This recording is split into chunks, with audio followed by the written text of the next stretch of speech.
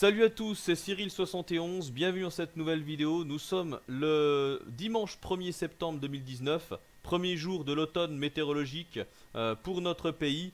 Et bon, malheureusement, pour nous, le gros problème, c'est la sécheresse qui va se poursuivre, car l'anticyclone va encore nous protéger une bonne dizaine de jours, malgré des températures plus fraîches, car on va passer dans un flux de nord-ouest. Malheureusement, c'est la sécheresse qui va encore dominer. Alors dans cette vidéo, je viens vous faire un nouveau point, un nouveau suivi concernant l'ouragan Dorian qui a très nettement évolué au cours de ces dernières heures et derniers jours.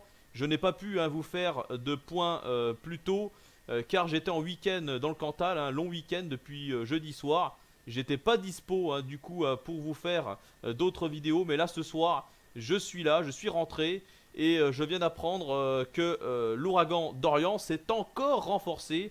Il est passé en catégorie 5 il y a maintenant quelques heures avec une pression atmosphérique de 913 hectopascales. Mais ça c'était ce matin à 11 heures. Et là apparemment à 3 heures de l'après-midi, j'ai vu sur Facebook qu'il serait passé à 910 hectopascales. Voilà, ça prouve quand même que cet ouragan est particulièrement dangereux et quasiment inédit, avec des rafales de vent entre 250 et 300 km/h.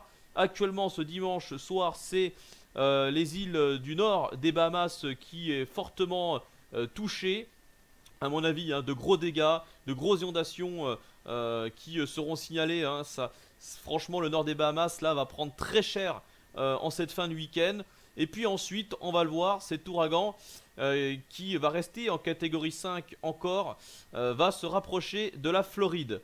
On va le voir, mais par rapport aux précédentes prévisions, il y a un petit décalage vers l'est concernant ma dernière vidéo, vous l'avez vu d'ailleurs. Non seulement l'ouragan est beaucoup plus puissant, il était censé rester en catégorie 3. Vous l'aurez compris, il n'a pas cessé de se renforcer, il n'a pas cessé de se réactiver. Du coup, voilà, on en arrive à la catégorie maxi.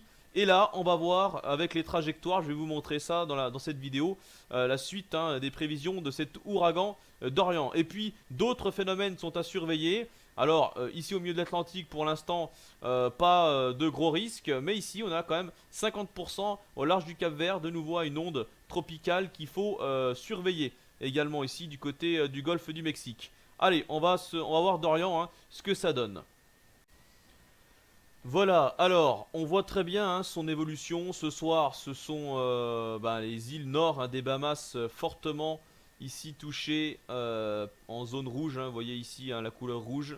Voilà, et puis pour ce début de semaine, ça sera bien la côte est de la Floride qui sera touchée.